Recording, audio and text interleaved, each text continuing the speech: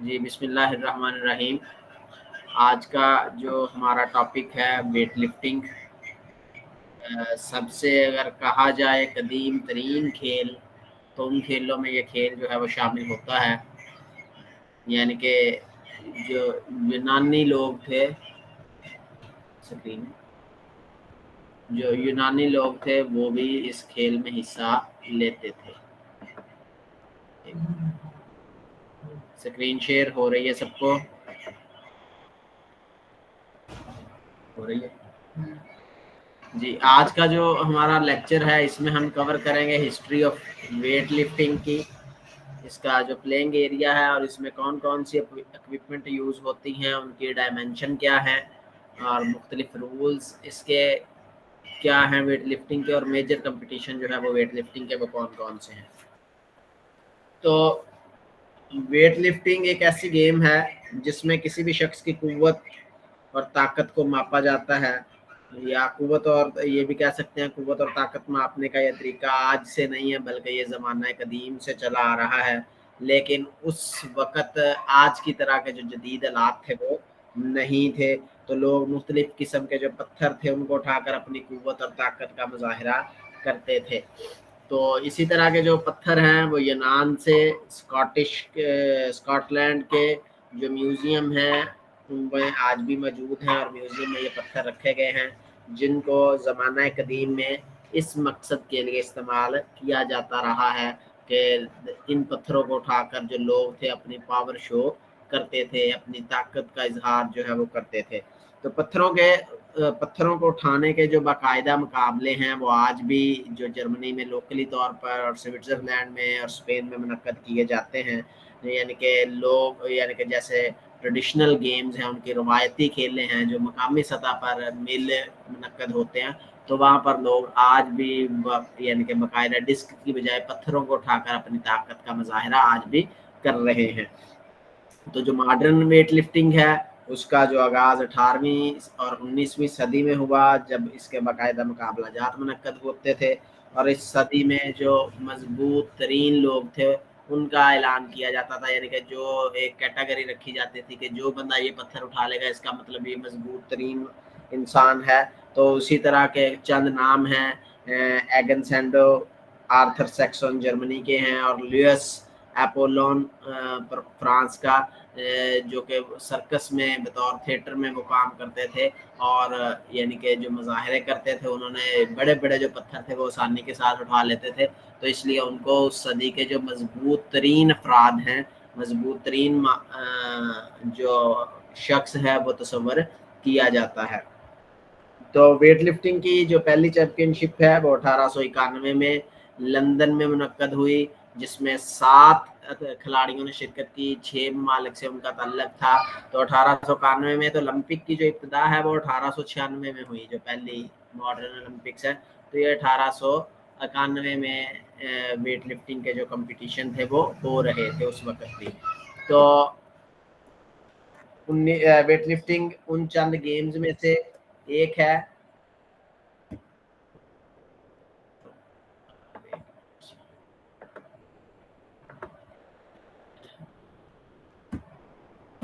जी, weight lifting उन चंद गेमों में से एक गेम है जिसको, जो मॉडर्न ओलंपिक्स थी 1896 में जिनका आगाज हुआ, तो उस वक्त भी ये जो वेट लिफ्टिंग है वो ओलंपिक्स गेम्स का हिस्सा रही हैं।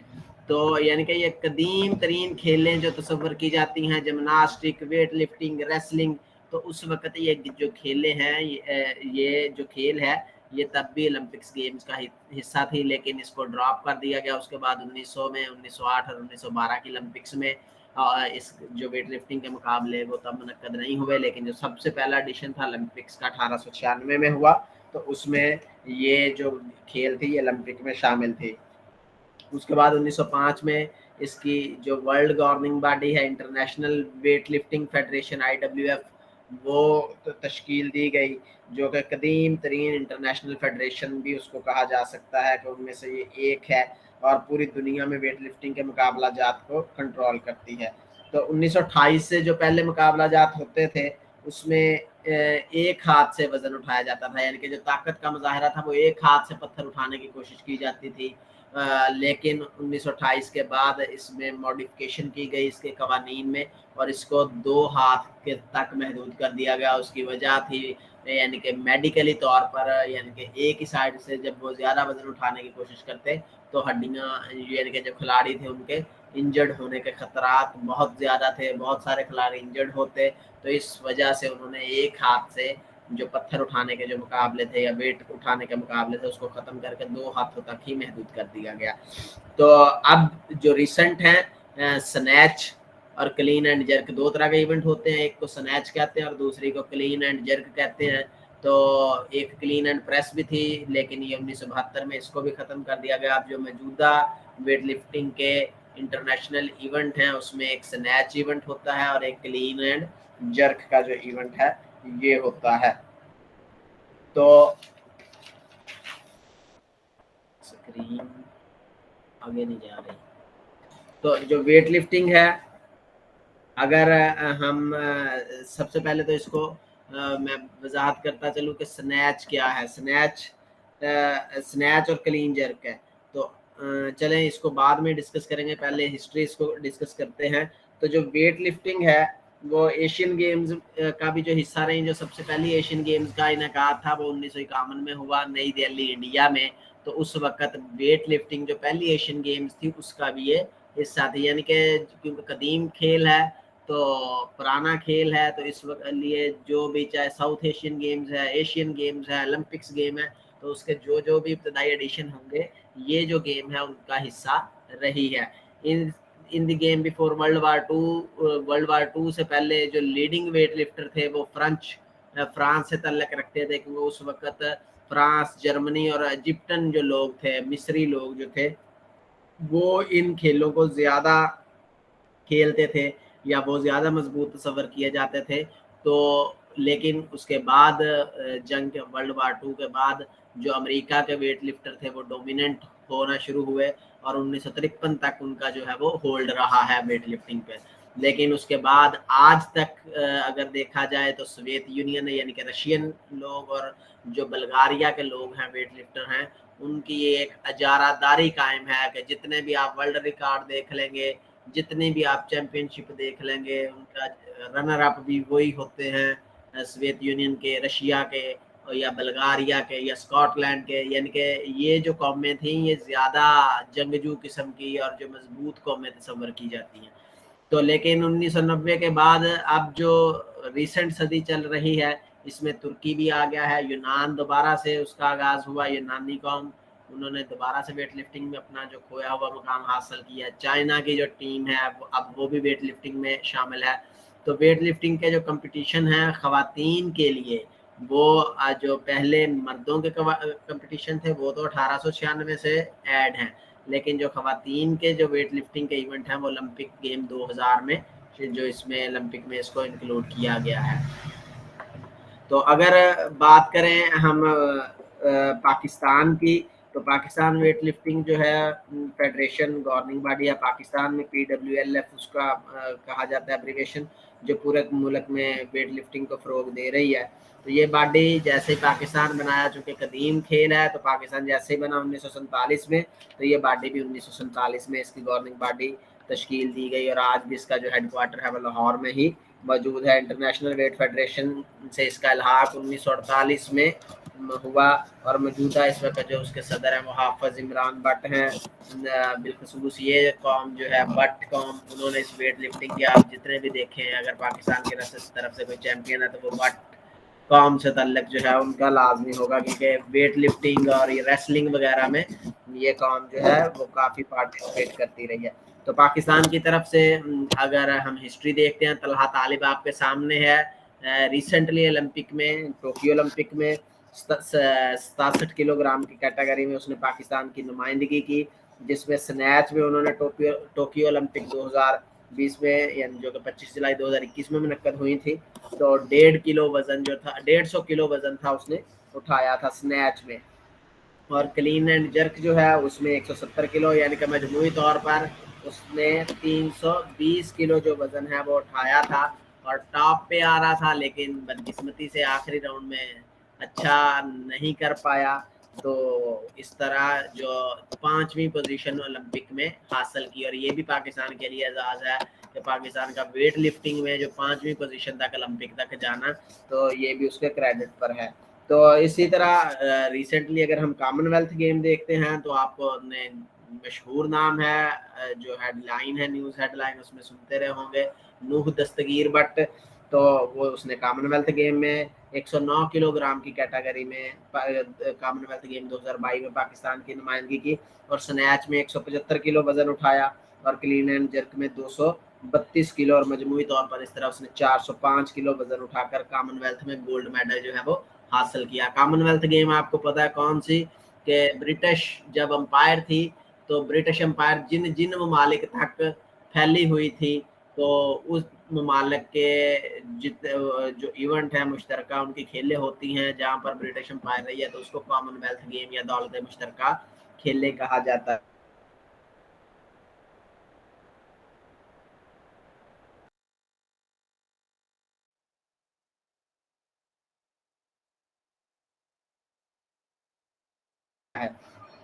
तो ये जो हिस्ट्री है वेट लिफ्टिंग की है, तो सबसे पहले तो ये है कि ये एज ग्रुप जो है उसके तहत मुकाबले होते हैं। वेट लिफ्टिंग के जो मुकाबला जात हैं वो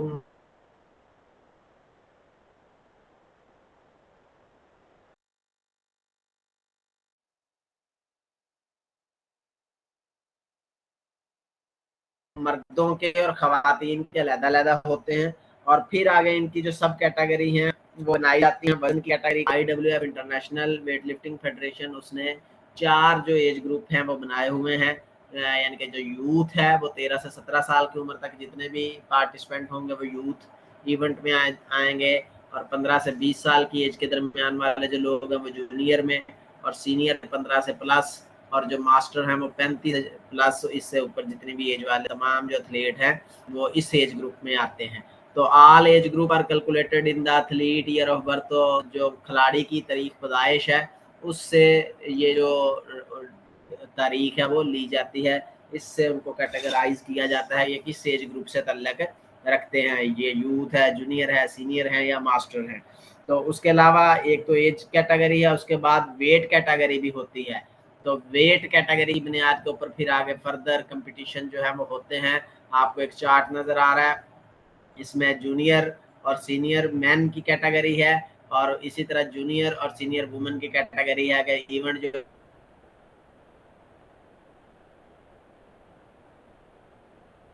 होते हैं 55 किलोग्राम की कैटेगरी, इसमें 55 किलो से नीचे नीचे तक जितने भी खिलाड़ी हैं, यानी कि जिस खिलाड़ी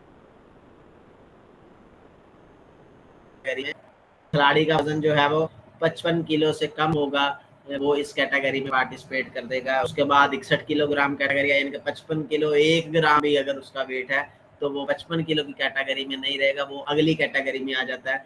तो 55 से 61 तक वो 61 किलोग्राम की कैटेगरी में जो है वो पार्टिसिपेट करता है। उसके बाद फिर 67 किलोग्राम की कैटेगरी, 61 किलोग्राम से अगर 1 किलो भी वेट ऊपर जाता है, तो 1 ग्राम भी वेट ऊपर जाता है, तो ये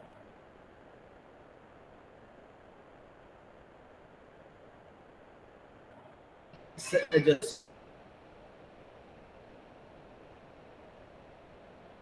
67 कैटेगरी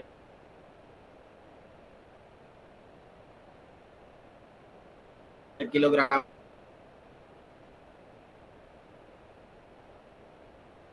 की कैटेगरी,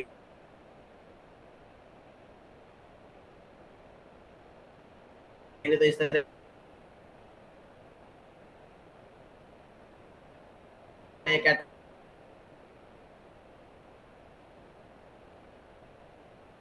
कैटेगरी बनी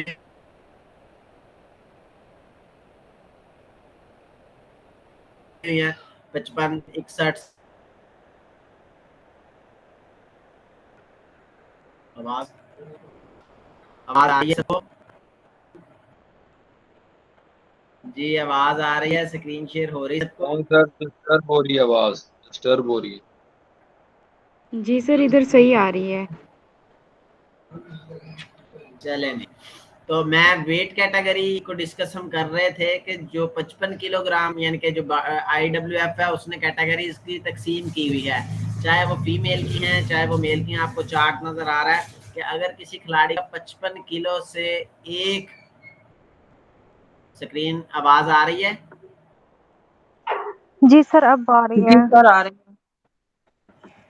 जी, तो अगर किसी खिलाड़ी का जो वेट है वो 55 किलो से 1 ग्राम भी ऊपर जाएगा तो वो 55 किलोग्राम की कैटेगरी में पार्टिसिपेट नहीं कर सकता। वो 61 किलोग्राम की कैटेगरी जो है उसमें पार्टिसिपेट करेगा। यानी कि 55 किलो या इससे नीचे जितना भी खिलाड़ी का वजन है वो इस कैटेगरी में पार्टिसिपेट जो है वो करेगा। इसी तरह जो 61 किलोग्राम की कैटेगरी है तो उसमें 55 किलो 1 ग्राम से लेकर 61 किलोग्राम तक के जो लोग हैं, जिन खिलाड़ियों का वजन इतना होगा वो इसमें पार्टिसिपेट करेंगे 61 किलोग्राम की कैटेगरी में। और जिसका 61 किलोग्राम और 1 ग्राम भी उसके ऊपर चला जाए तो वो 67 किलोग्राम की जो कैटेगरी है तो उसमें ये पार्टिसिपेट करते हैं। तो ये उनके वेट पहले लिए जाते हैं, इसी वेट की बुनियाद के ऊपर फिर उनकी जो ड्राज हैं वो किए जाते हैं कि कौन सा खिलाड़ी किस वेट कैटेगरी में। तो इसलिए जो वेट लिफ्टिंग है ये अपनी डाइट, अपने वेट के ऊपर कंप्रोमाइज नहीं करते, क्योंकि उन्हें पता है कि अगर उनका 1 ग्राम भी वेट बढ़ा तो उनको अगली कैटेगरी में पार्टिसिपेट करना पड़ेगा। देखिए जो बंदा है उसका वेट है 62-63 केजी था, उसने डाइट अच्छी की लेके अपना वेट कम करने की कोशिश की, लेकिन जो ताकत है वो उसने अपने जिस्म में पैदा की है। तो वो है अब 67 में जा रहा था तो अब वो आ गया 61 की रेंज में। तो जारी बात है उसमें जितने बाकी खिलाड़ी हैं वो 61 केजी वाले या उससे नीचे ही होंगे। तो अब चूंकि उसका भी 61 केजी है लेकिन उसने जो उसमें पहले उसका वेट ज्यादा था उसने अपने वेट के ऊपर काबू किया, अब वो निचली कैटेगरी में आ रहा है तो जारी बात है ताकत उसमें ज्यादा है तो वो ज्यादा वेट उठा सकता है। शहजाद असलम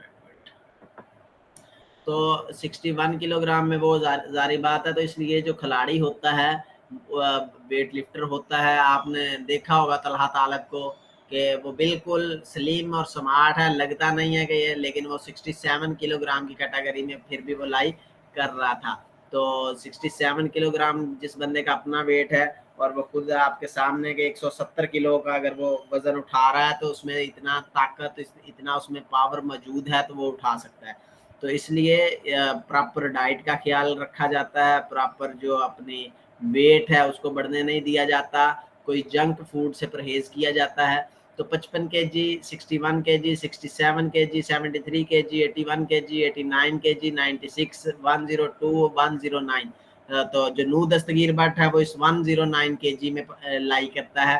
तो फिर उसके बाद जो अगली स्टेज है वो 109 किलो से ऊपर जितने भी खिलाड़ी हों, चाहे उसका 150 किलो वजन हो, वो इसी कैटेगरी में आएगा। तो ये बॉडी वेट कैटेगरी है, ये है इंटरनेशनल लेवल के लिए, यानी कि जो IWF के जेर एहतमाम जो इवेंट होंगे उनके। अगर ओलंपिक में ये जाएंगे तो ओलंपिक में फिर वेट कैटेगरी क्योंकि उसमें कम है कंपटीशन तो उसमें जो वेट कैटेगरी हैं वो कम रखी जाती हैं। उसमें सिर्फ 61 केजी मैन के लिए है, 67 केजी, 73 केजी, 81 केजी, 96 केजी, 109 और 109 से ऊपर, यानी कि इस तरह 14 मुकाबले 7 मेल के और 7 फीमेल के जो इवेंट हैं वो करवाए जाते हैं ओलंपिक्स में। तो ये उनकी वेट की कैटेगरी होती हैं, हर खिलाड़ी का जितना वजन होता है वो उसी कैटेगरी में लाई करता है और उसी में जो पार्टिसिपेट है वो करता है।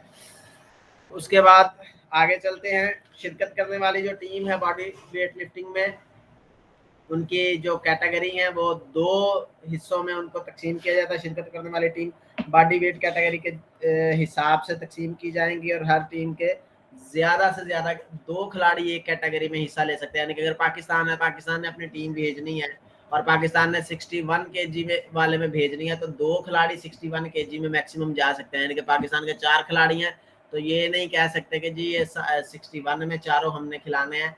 2 जो खिलाड़ी हैं वो एक मुल्क की तरफ से एक कैटेगरी में 2 खिलाड़ी मैक्सिमम पार्टिसिपेट कर सकते हैं। तो इसलिए जो उनकी टीमों की तश्कील है वो उसी हिसाब से दी जाती है।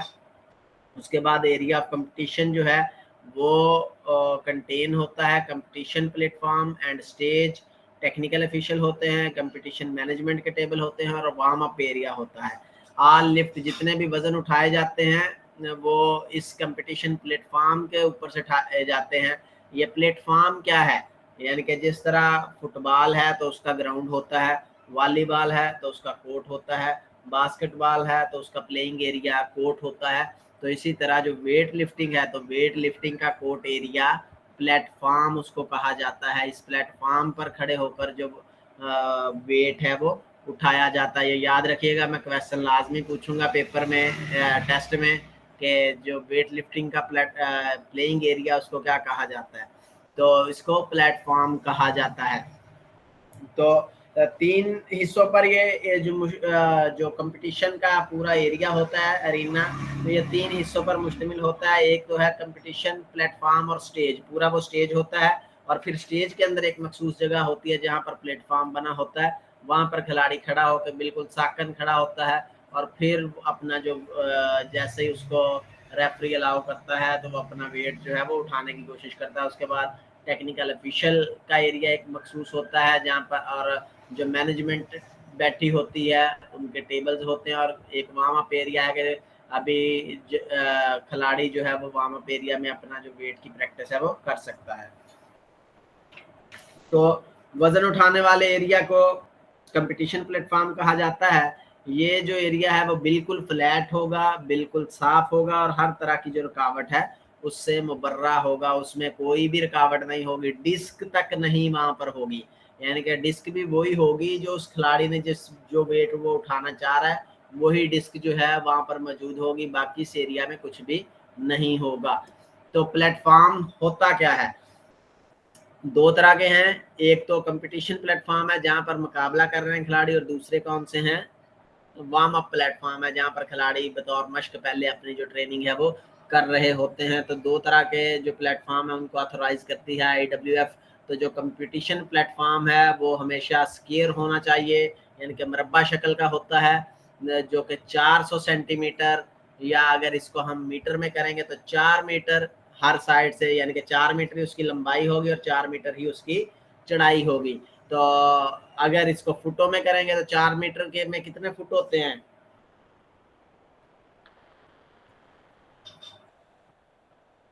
कोई सर बता 1 सकता है मीटर में 4 3 मीटर में फुट कितने होते हैं। फुट होते हैं? जी सर सर 12 फुट 13 होंगे। Point something. तकरीबन 13 फुट जो है वो होता है, 13 फुट उसकी लंबाई और 13 फुट ही उसकी चौड़ाई होती है। और सतह जमीन से इसकी जो ऊंचाई है वो 10 सेंटीमीटर या 4 इंच ये प्लेटफॉर्म बुलंद होता है, यानी कि जो आम स्टेज है उससे 4 इंच जो है इसकी बुलंदी होगी। तो जो फ्री एरिया सर है 18 फुट नहीं होगा? क्या 18 सर 18 फुट से ज्यादा नहीं बनेगा क्या? नहीं, आप 400 सेंटीमीटर को जरा कन्वर्ट कीजिए फुट में। सर एक फुट पे जो है वो 30 सेंटीमीटर होते हैं ना? 1 फुट में 30 सेंटीमीटर होते हैं, और 400 तकसीम 30 करें जरा।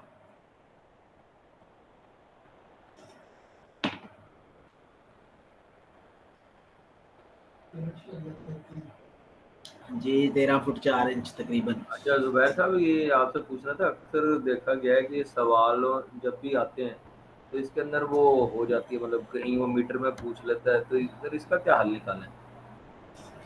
मतलब कोई मीटर में आ जाता है, कोई सेंटीमीटर वाला हिसाब भी आ जाता है। समी भाई काइंडली मुझे आपकी आवाज़ समझ नहीं आ रही, आप चैट में मैसेज जो है वो अपना ड्रॉप कर दीजिए, मैं उसको रीड करके फिर आपको आंसर दूंगा उसका। चले ठीक तो हो। जो प्लेटफॉर्म है वो बिल्कुल स्क्वायर शक्ल का होगा, और हर तरफ से 400 सेंटीमीटर या 4 मीटर उसको कह सकते हैं, या 13 फुट 4 इंच तक होता है, और सतह जमीन से इसकी जो ऊंचाई है वो 10 सेंटीमीटर होगी। 10 सेंटीमीटर को अगर हम उसको इंचेस में करेंगे तो 4 इंच जो है वो बनते हैं। तो क्लियर एरिया होगा, यानी कि क्लियर एरिया कौन सा होगा, इसके जो प्लेटफॉर्म है उसके बाहर, जिस तरह हर गेम में हम फ्री एरिया छोड़ते हैं या फ्री जोन होता है ताकि उस एरिया में कोई भी और खिलाड़ी दाखिल ना हो, तो उस एरिया को फ्री एरिया कहा जाता है। तो ये भी प्लेटफॉर्म के चारों तरफ होगा, और 100 सेंटीमीटर, यानी कि 100 सेंटीमीटर से मुराद है 1 मीटर, 1 मीटर इसका होना जरूरी है, और इस एरिया में किसी भी तरह की कोई भी रुकावट नहीं होगी। तो उसके बाद ट्रेनिंग या वार्म अप का एरिया है वो भी स्क्वायर शक्ल का होगा, लेकिन उसकी जो हाई लेंथ है वो इतनी नहीं होगी, वो 300 सेंटीमीटर या उसको 3 मीटर का भी कह सकते हैं, 3 मीटर उसकी चौड़ाई होगी, और जो लंबाई है वो 250 से 300 सेंटीमीटर, या उसको अगर हम कहें 8 से तकरीबन 10 फुट के करीब जो है वो उसकी इतनी जो लंबाई होती है। तो अच्छा इसमें सर, एक दूसरा जो क्वेश्चन है। मटेरियल इस्तेमाल किया जाता है बारबेल, क्रॉस बार आपने लफ्ज सुना होगा। जी सर। जी, क्वेश्चन कौन कर रहा था? जी सर, मैं पूछ रहा था, जैसे अभी आपने 250 से 300 बोला है, पिछले जी एक टेस्ट में आपने लिखा हुआ था मतलब 40 से 45 सेंटीमीटर था, लेकिन उधर ऑप्शन के अंदर आपने 40 भी दिया हुआ था, 45 भी दिया हुआ था। अब वो कन्फ्यूजन ये मैंने है कि हम 40 स्टेटमेंट में साथ फिर मिनिमम भी दिया होगा और मैक्सिमम भी दिया होगा। नहीं सर, मिनिमम नहीं मैक्सिमम नहीं सर, था सर। मेंशन नहीं था वहाँ पे। सर वो सवाल ये था कि बास्केटबॉल का जो नेट होता है ना, उसकी लेंथ कितनी होती है, तो वो थी 40 टू 45 सेंटीमीटर, लेकिन वहाँ पे ये मेंशन नहीं था कि मिनिमम या मैक्सिमम। जी सर, 45 ऐसे ही लिखना था। था आपने। सर अगर मेंशन ना हो तो फिर हम मैक्सिमम लगानी चाहिए हमें। मैक्सिमम, जी बिल्कुल मैक्सिमम। ओके ठीक हो हो गया। गया।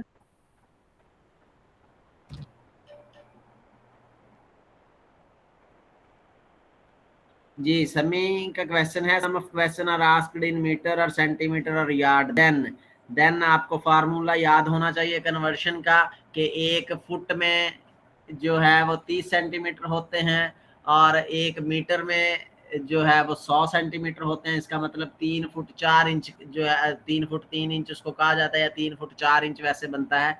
तो 3 फुट 4 नहीं इंच नहीं जो सर, है वो एक। सर जी 3.28 जी, होते हैं सर जी। 1 मीटर के अंदर 3.28 फीट होते हैं सर। नहीं, अगर हम सेंटीमीटर को देखते हैं तो जारी बात है, 1 सेंटीमीटर, एक जो पैमाना है 12 फुट का, तो 12 इंच उसकी है, तो दूसरी साइड पर उसका 30 इंच जो है 30 सेंटीमीटर होती है पैमाइश।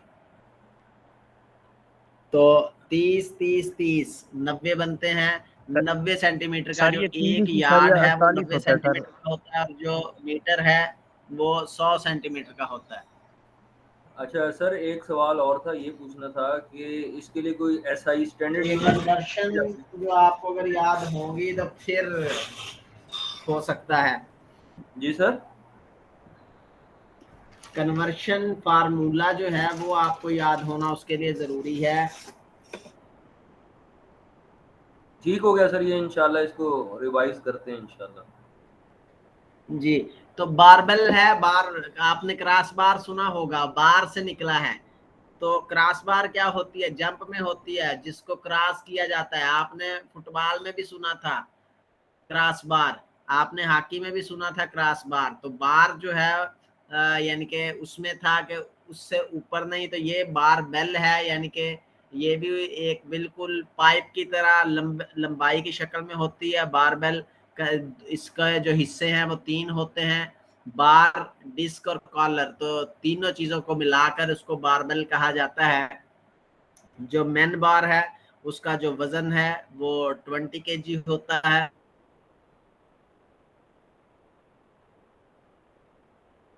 और जो फीमेल के लिए है उसका वजन 15 केजी होता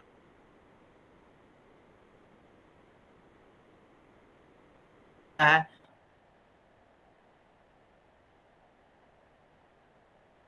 और इसकी जो लेंथ है वो वेरी करती है, मिनिमम 7 फुट तक इसकी जो हो सकती है। सर डिस्टर्ब हो रही है दोबारा।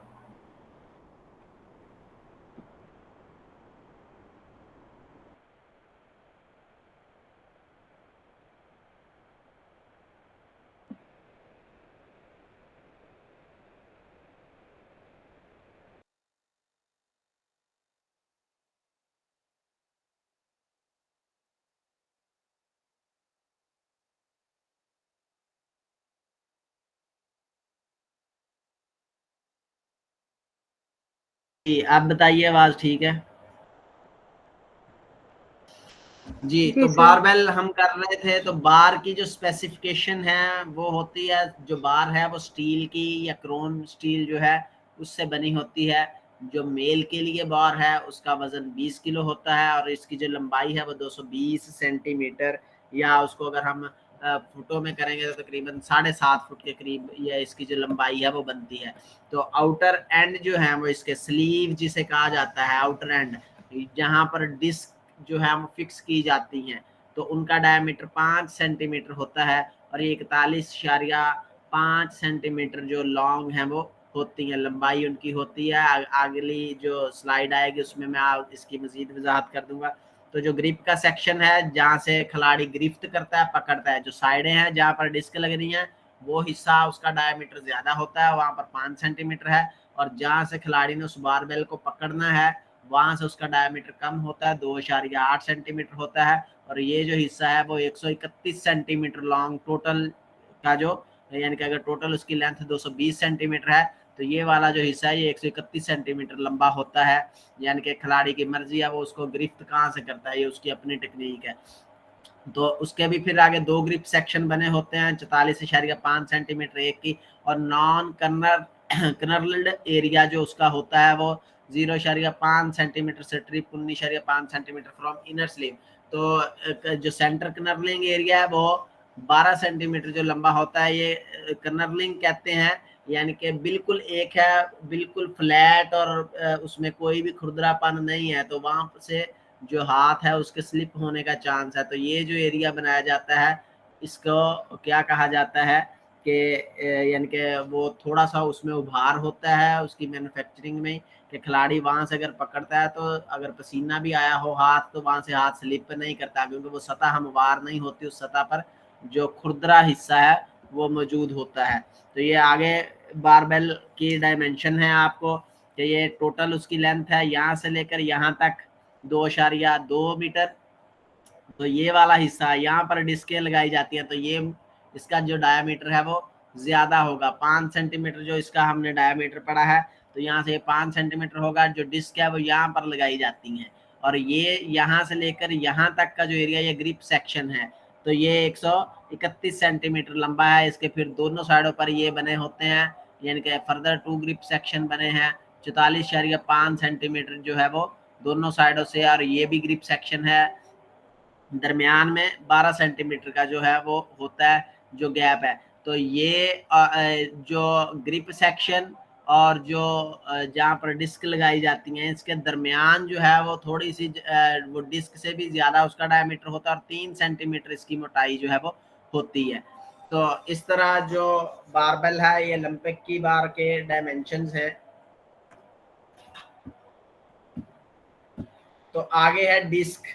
जो डिस्क है या प्लेट उनको कहा जा सकता है, ये वेट वाइज होती हैं और इनको मुख्तलिफ जो रंग हैं उनसे जाहिर किया जाता है। मैं इसको 2 कैटेगरी में आपको बता देता हूँ, या अब चूंकि यहाँ पर बना है आपने ये 25 को याद रखना है, और इसी में अगर आप एक डिजिट के बाद पॉइंट लगा देंगे तो ये क्या बन जाएगा 2.5 kg, या 2.5 kg होगा या 25 kg होगा। तो दोनों का कलर कौन सा होगा, रेड कलर होगा। ये देखिए नीचे आपको 2.5 kg नजर आ रहा है, यानी कि एक डिजिट के बाद वो अशारिया है, तो इसका मतलब है इसका वजन 2.5 kg है।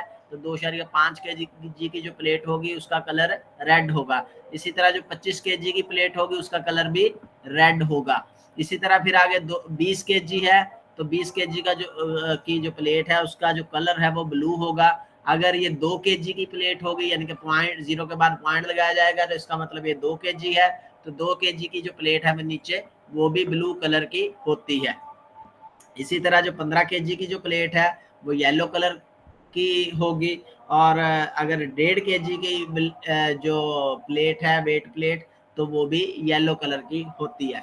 तो 1 kg की जो प्लेट है वो ग्रीन कलर की, और 10 kg की प्लेट वो भी ग्रीन कलर की जो होती है, और 5 kg की जो प्लेट है वो वाइट कलर की, और 0.5 kg यानी कि आधा किलो वो भी वाइट कलर की जो प्लेट है वो होती है। तो आप इस तरह यानी कि अगर ये 5 कलर हैं उनको याद कर लें, तो हर कलर से यानी कि अगर आपने ये 5 भी याद कर ली तो आपको ये 5 याद करना कोई भी मुश्किल काम नहीं है। उसमें सिर्फ आपने हर डिजिट के बाद डॉट लगाना है। तो आपको पूछा जा सकता है इनमें से भी, मैं कोई क्वेश्चन आपके पेपर में टेस्ट में पूछूंगा वीकली टेस्ट में, कि 25 kg की जो प्लेट है वो किस रंग से जाहिर की जाती है, या रेड कलर की प्लेट जो है वो किस वेट कैटेगरी को जाहिर करती है, तो ये याद रखिएगा।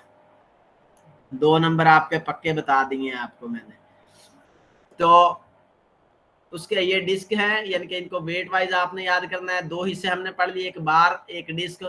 उसके बाद कॉलर्स होते हैं। कॉलर्स क्या है, यानी कि इन वेट को फिक्स करने के लिए बाहर वाली साइड पे, वरना तो जब आप वेट उठाएंगे तो ये डिस्क जो है वो अगर हरकत कर रही हो, मूव करती हुई, तो वो उससे स्लीव से बाहर आके गिरेगी और आपको जख्मी कर सकती है। तो इनको मजबूती से बांधने के लिए आपको तस्वीर में भी नजर आ रहा होगा ये कॉलर, तो इसी तरह की वो ये ग्रिप सेक्शन होता है, यानी कि प्लेट को जो ग्रिप करने के लिए ये होते हैं, कॉलर लगाए जाते हैं to secure the disc to the bar, के वो ताकि बार के ऊपर जो डिस्क है वो मजबूत रहे। अब आपको इस पिक्चर में 25 केजी की प्लेट नजर आ रही है और उसका कलर है कौन सा है, रेड है। हम जो पीछे पढ़ के आए हैं उसमें देखिए 25 केजी की जो प्लेट है वो किस कलर की थी, रेड कलर की थी।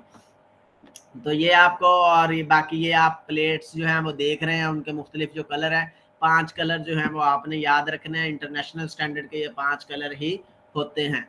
तो मैन्युफैक्चर ये जो कॉलर लगाया जाता है ये भी क्रोम स्टील का होता है और इसका जो होल है वो इंटरनल साइड से। अब चूंकि ये जो हमने पढ़ा स्लीव, तो ये जो स्लीव्स हैं ये 5 सेंटीमीटर इसका जो डायामीटर था, तो इसका फिर जारी बात है इसके अंदर से उसने गुजर के जाना है, तो इसका जो इंटरनल डायामीटर होगा, यानी कि जो इंटरनल होल होगा वो 5 सेंटीमीटर का होगा, तो ये इसके अंदर से गुजरेगी। तो उसका जो होल है वो 5 सेंटीमीटर का डायामीटर होता है, वो गुजर के इससे इसको यहाँ पर जहाँ तक प्लेट जाएगी उसके साथ बिल्कुल जाकर लगता है और वहीं से उसको क्लच टाइप यानी कि उसको दबा दिया जाता है और वो फिक्स हो जाता है। उसके बाद जो प्लेट्स हैं वो मूवमेंट उनमें नहीं रहती, वो आगे पीछे दोबारा या लूज वो नहीं होती। तो इसकी जो विड्थ है वो मैक्सिमम 7 सेंटीमीटर होती है। ऐसे 2 कॉलर पर बारबेल होते हैं, यानी कि हर बारबेल के साथ 2 कॉलर होते हैं। एक आपने इस तरफ लगाना है तो एक दूसरी तरफ जो प्लेट्स लगी हैं दूसरी तरफ भी लगेगा। ये नहीं है कि सिर्फ एक तरफ आपने कॉलर लगा दिया दूसरी तरफ ऐसे खुला छोड़ दिया।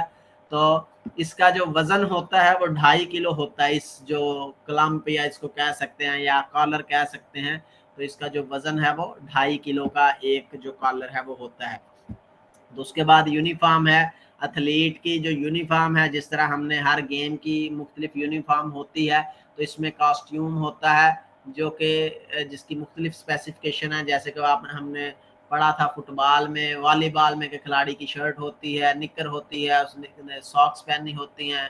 तो इसमें भी इसकी स्पेसिफिकेशन है कि जो ड्रेस पहना जाता है, शर्ट जो पहनी जाती है उसके साथ निकर अलहदा से नहीं होती। वो कॉस्ट्यूम ही इस तरीके से बनाया जाता है कि उसके साथ आपको निकर पहनने की जरूरत ना पड़े। वही आपकी शर्ट होती है, वही आपकी निकर होती है। वो सिंगल पीस होता है, मस्ट बी 1 पीस और मस्ट बी कॉलरलेस। उसमें यानी कि जिस तरह हम कमीज है तो उसको कॉलर लगा लेते हैं, या शर्ट के ऊपर भी कॉलर होता है, तो इस तरह नहीं होता। वो बिल्कुल वी टाइप गले में होगी और जो उसके ऊपर कॉलर नहीं होगा ना, वो होगा भी 1 पीस और कॉलर लेस होगा। मे बी एनी कलर, किसी भी कलर की हो सकती है। Must not cover the elbow, और उसकी जो बाजू है वो नहीं होने चाहिए, क्योंकि बाजू एल्बो जो है वो आपकी बिल्कुल खुली हुई हो, यानी कि खाली हो, उसके ऊपर कोई कपड़ा वगैरह ना हो। तो इसलिए ये सिर्फ जो शोल्डर तक है वही शोल्डर को कवर करती है बस, ऊपर से जो एल्बो है वो आपकी नंगी होती है। उसके बाद must not cover the knees, यानी कि जो नीचे वाला हिस्सा है तो नीज आपके बिल्कुल सामने वाजे नजर आ रहे होते हैं। उसके ऊपर आप वैसे कोई इंगलेट वगैरह या कोई गर्म पट्टी आपने लपेटी हुई है वो अलहदा बात है, लेकिन आपके इस ड्रेस का यूनिफॉर्म का उससे तल्लक नहीं है। आपकी जो यूनिफॉर्म है वो आपकी रान तक ही जाती है और रान तक खत्म हो जाती है। तो कॉस्ट्यूम जो है, ये जो लिबास है आपका, वो डेकोरेट किया जा सकता है। उस पर एथलीट का नाम हो सकता है, एथलीट का नंबर हो सकता है, जो कंपनी स्पॉन्सर कर रही है उस कंपनी का लोगो वगैरह ऊपर हो सकता है, आपके क्लब का नाम हो सकता है, आप जिस मुल्क से तल्लक रखते हैं उस मुल्क का जो कौमी निशान है या परचम है, लामत जो है वो हो सकती है। आपकी जो मेंबर फेडरेशन है या नेशनल जो भी है, तो इस तरह जो लोगो हैं उसके ऊपर बने हो सकते हैं। तो वेट लिफ्टर जो वेट लिफ्टर है वो बेल्ट भी पहन सकता है, ताकि जो रीढ़ की हड्डी है, क्योंकि जब वेट उठाते हैं आप, तो अगर थोड़ी सी भी तकनीक में कमी बेशी हो, गलत तकनीक के साथ वजन उठाएंगे तो आपकी जो रीढ़ की हड्डी के मोर हैं, अब सिंपल सा है कि बंदे का अपना वेट, जारी बात है वो 60 kg है और वो जब 150 kg वेट उठा रहा है तो अपनी पावर से डबल वजन, डबल से भी ऊपर जो वजन है वो उठा रहा है अपने वेट से, तो उसमें जो उसकी बॉडी इंजर्ड होने का खतरा ज्यादा होता है, क्योंकि मसल के ऊपर कंट्रैक्शन, मसल फुल कंट्रैक्ट हो जाते हैं। तो इसलिए जो खिलाड़ी है रीढ़ की हड्डी को झटके से महफूज रखने के लिए, जो हमारे वर्टिब्रल कॉलम है उसको महफूज रखने के लिए, क्योंकि हसास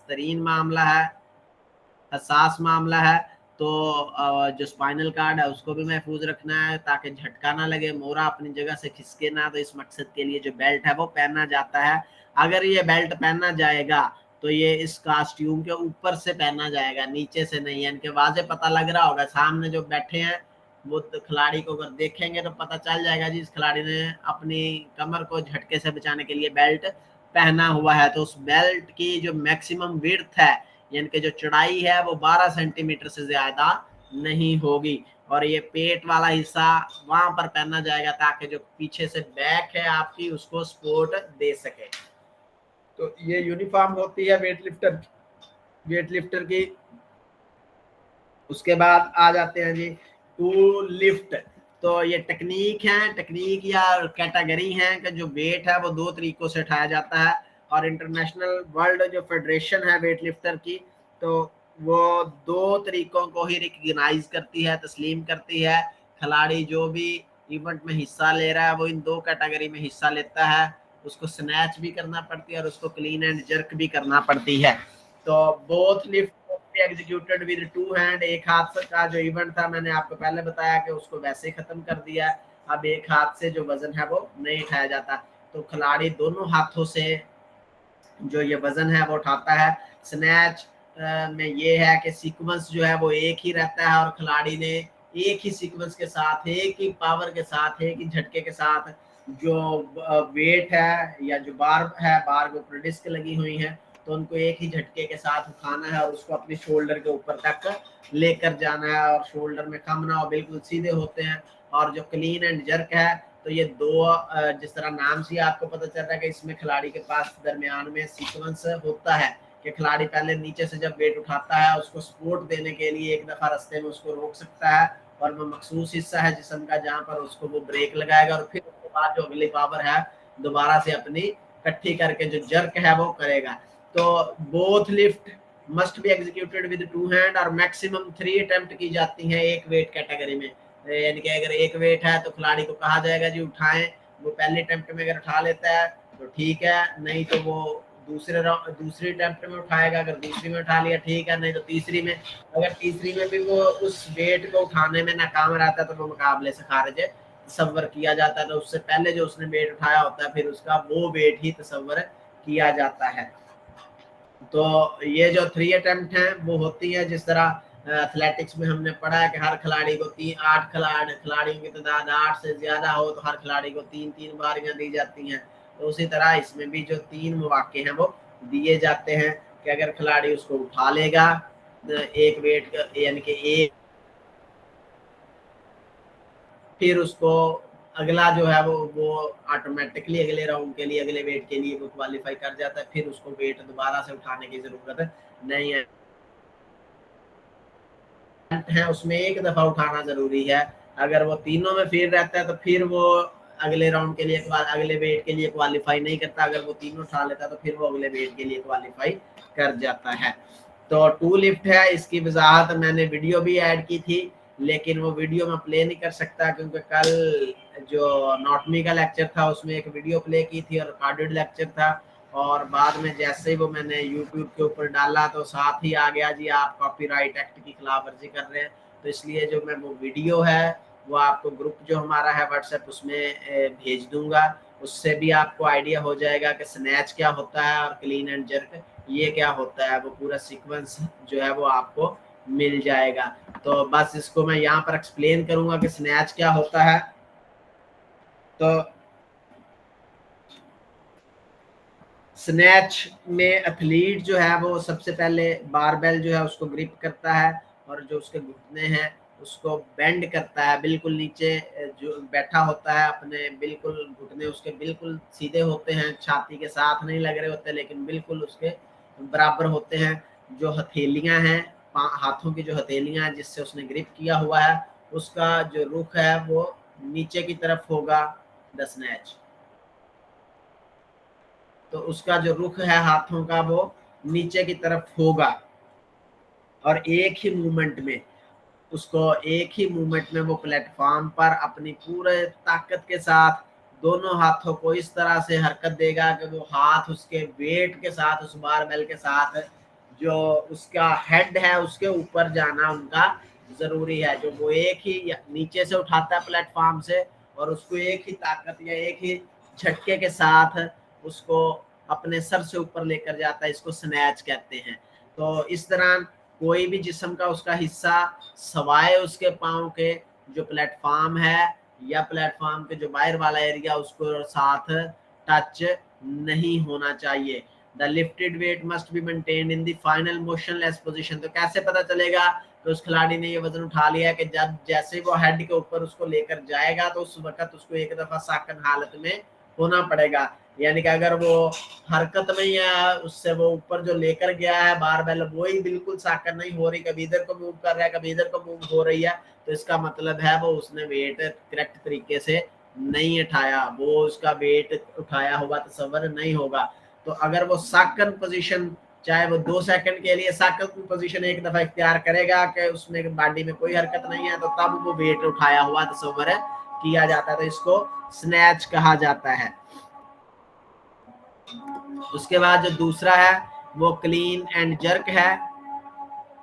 क्लीन एंड जर्क में क्या है तो उसी तरह एथलीट बैठता है नीचे और जो बारबेल को पकड़ता है अपने हाथों से, जो नी है उसके बेंड होते हैं, बारबेल पकड़ी होती है, उसकी जो हथेलियां हैं वो नीचे की तरफ होती हैं और वो दो मूवमेंट यहाँ पर ले सकता है।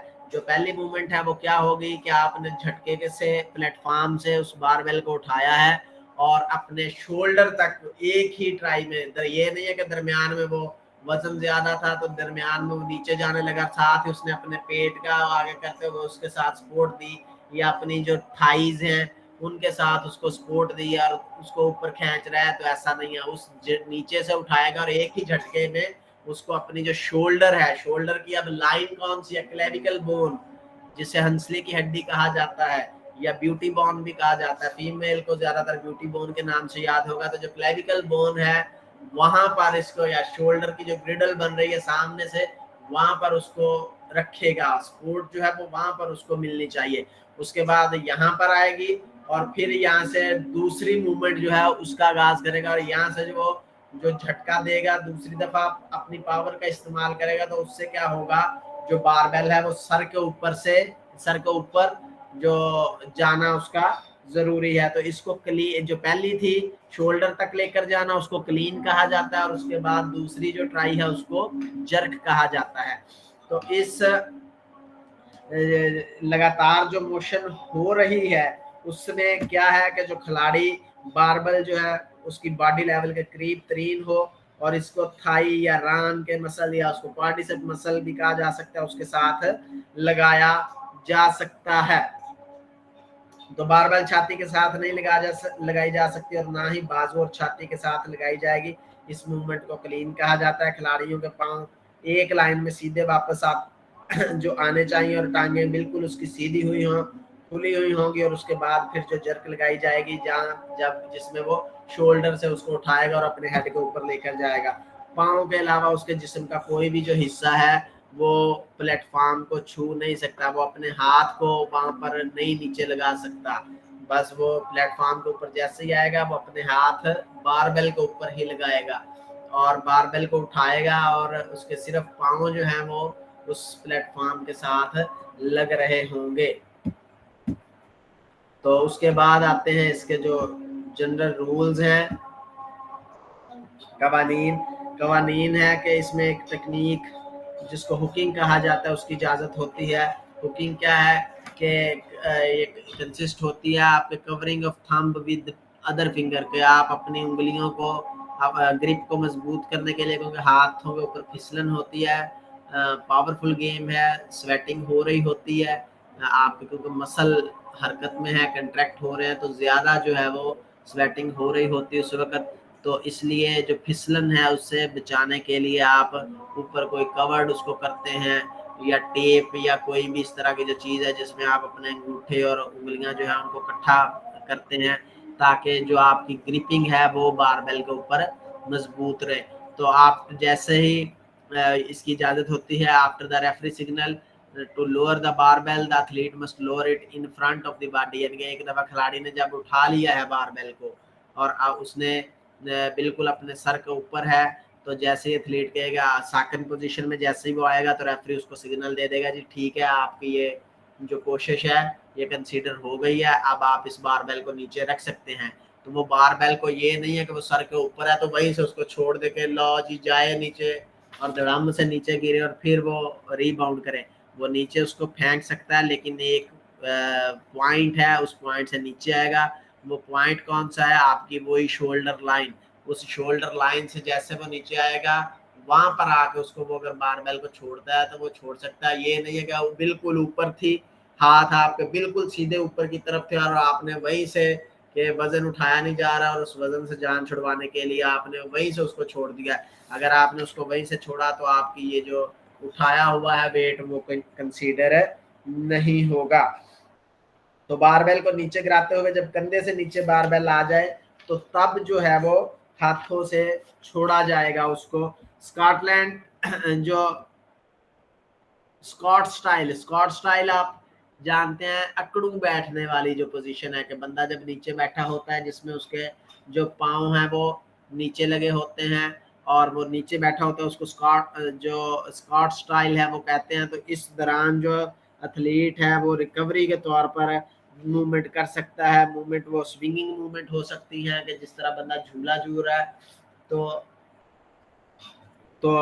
स्विंगिंग मूवमेंट हो सकती है, या लॉकिंग जो दूसरी मूवमेंट है उसको कहते हैं रॉकिंग मूवमेंट। तो ये मूवमेंट जो है वो हो सकती है। स्विंगिंग क्या है कि अपनी बॉडी को आगे या पीछे हल्का सा जिस तरह झूला चलता है तो झूले में आगे और पीछे जाता है, तो उसमें हल्की सी जो बैठे हुए वहां पर खिलाड़ी अपने जिस्म को रिकवरी देने के लिए जो स्विंगिंग कर सकता है। रॉकिंग क्या है कि अपनी बॉडी को दायरे की शक्ल में, यानी कि राइट और लेफ्ट में भी आगे पीछे और इस तरह, उसको रॉकिंग मूवमेंट जो है वो कहा जाता है।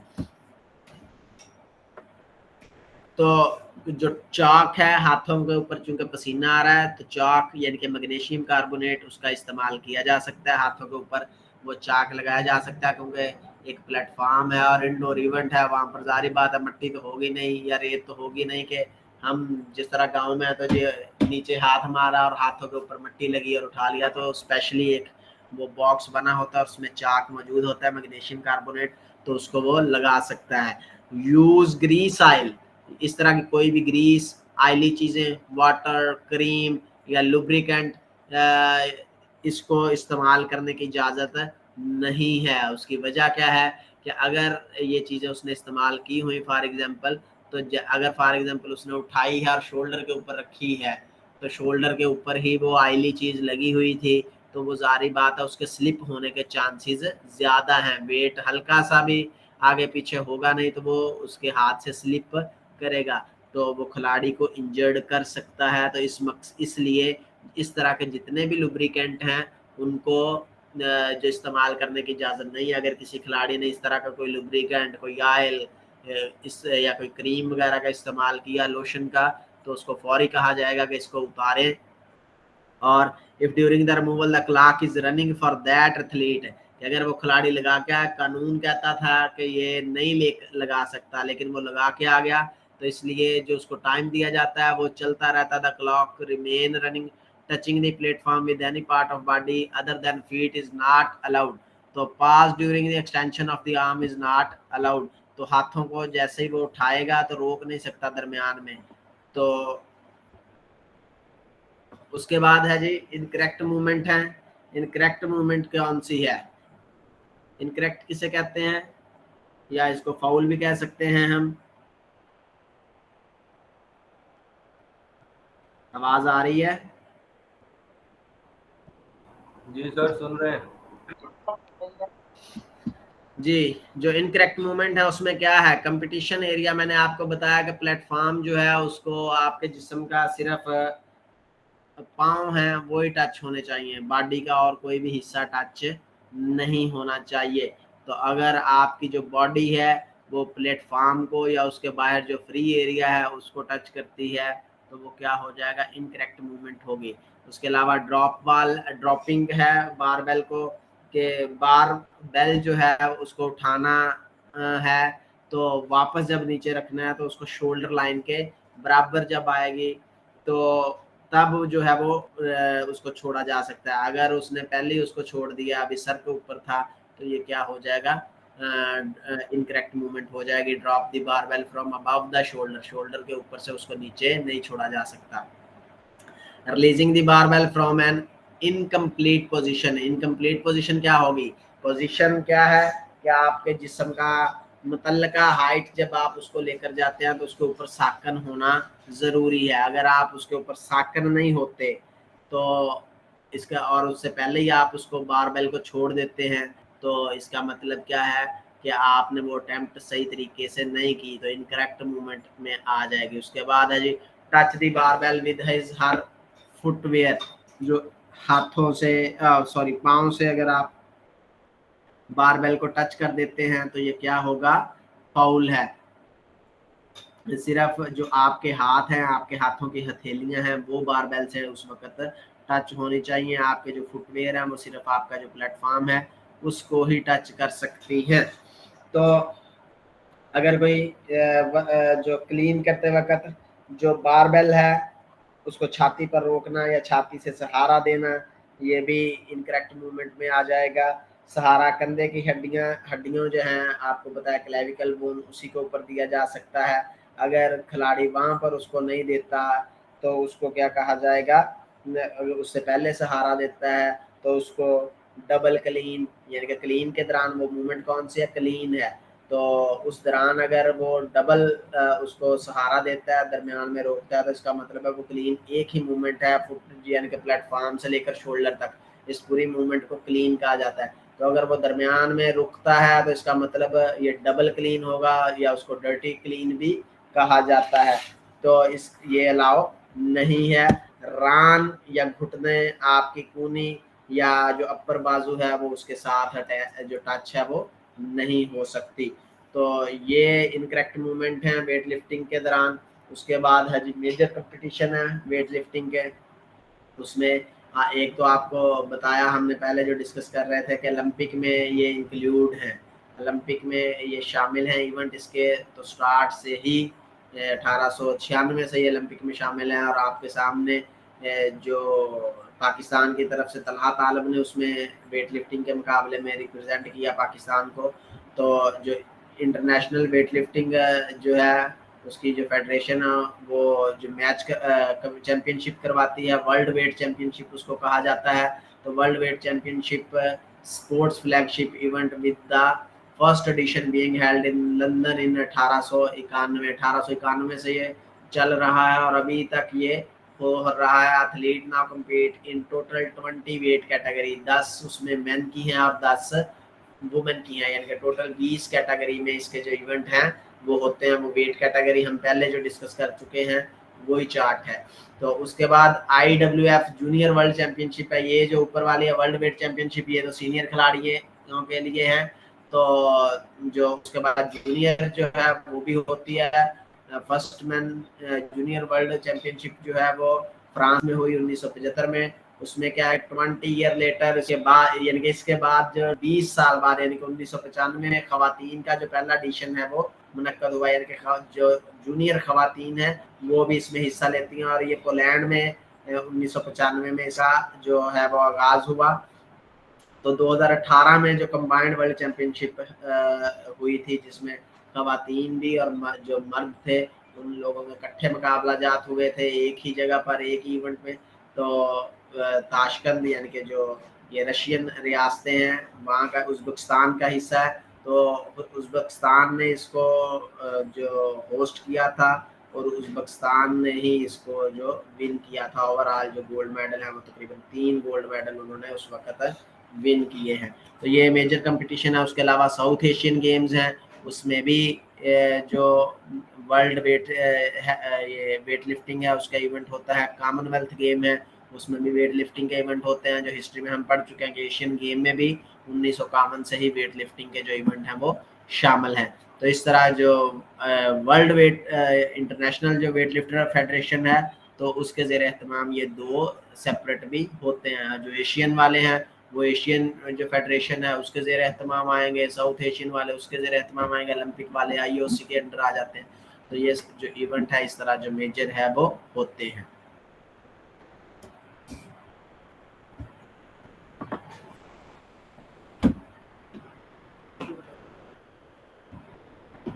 जी, या इस होपफुली कि इसमें आपको